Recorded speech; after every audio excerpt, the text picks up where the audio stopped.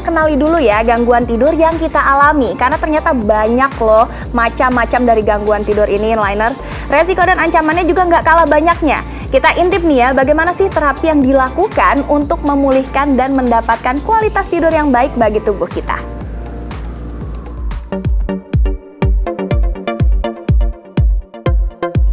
Inliners, hasil penelitian Anesdoc mencatat dari hampir 3.000 warga Jakarta yang mereka survei, 69%-nya punya kualitas tidur yang buruk, yaitu kurang dari 6 jam.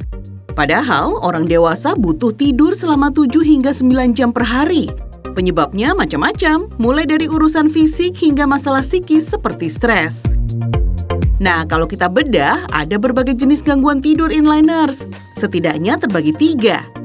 Pertama, insomnia adalah kalau seseorang kesulitan kembali tidur setelah terbangun. Sebaliknya, ada juga hipersomnia, yaitu kondisi seseorang yang selalu mengantuk dan lelah meskipun sudah cukup tidur. Hipersomnia juga menjadi gejala berbagai jenis penyakit gangguan tidur lainnya seperti narkolepsi, restless leg syndrome, dan mendengkur atau sleep apnea. Yang ketiga, parasomnia alias menggigau atau ngelindur. Penderita parasomnia kerap kali berjalan atau berbicara saat tidur. Nah, salah satu gangguan tidur yang paling banyak diderita orang adalah mendengkur akibat menyempitnya saluran nafas saat seseorang sedang tidur. Walaupun kelihatannya biasa, mendengkur ternyata sangat beresiko loh, karena bisa mengakibatkan henti nafas dan mengganggu kinerja jantung. Mendengkur itu bisa menyebabkan hipertensi, diabetes, jantung, stroke. Tetapi bayangkan saat tersumbat, dadanya tetap menyedot udara gitu ya. Akibatnya tekanan dalam dada tinggi, akibatnya jantung ini kecepit, terhimpit dia. Jadi kerjanya berat. Ada lagi nih gangguan tidur khas warga perkotaan, yaitu narkolepsi alias kekurangan tidur ekstrim dan gangguan ritme sirkadian alias bergesernya jam tidur yang harusnya dilakukan di malam hari justru dilakukan pagi dan siang hari. Ya, jadi jangka panjang tuh efeknya luar biasa.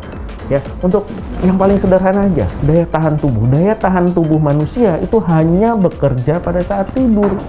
Seseorang yang diekspos dengan virus gitu ya, itu daya tahan tubuhnya kalau yang cukup tidur jauh lebih baik. Terus gimana dong penanganannya? Tenang, ada kok terapi khusus yang bisa dilakukan di Sleep Laboratory untuk memperbaiki kualitas tidur Anda inliners. Pasien akan diminta tidur semalaman di bawah pemantauan tenaga medis. Caranya dengan memasang alat khusus bernama polisomnografi untuk melihat gelombang otak, kadar oksigen, denyut jantung, frekuensi pernafasan, bahkan pergerakan kaki dan bola mata.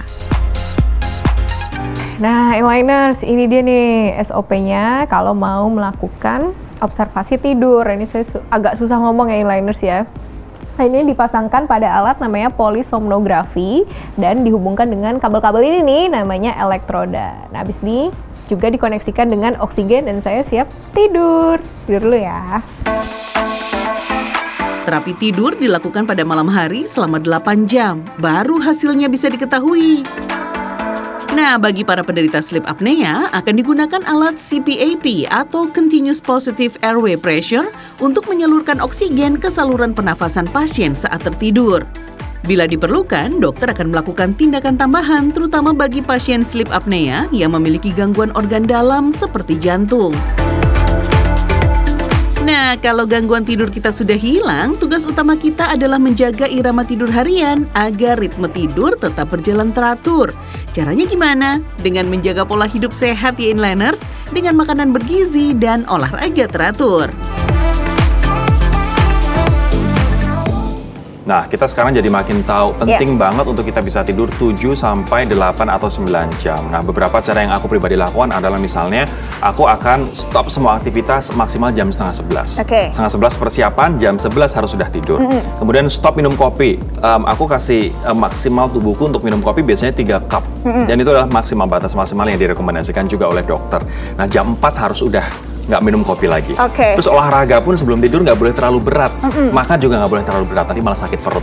Atau nggak kalau olahraga terlalu berat malah jadi seger ya? Malah jadi seger dan nggak bisa tidur.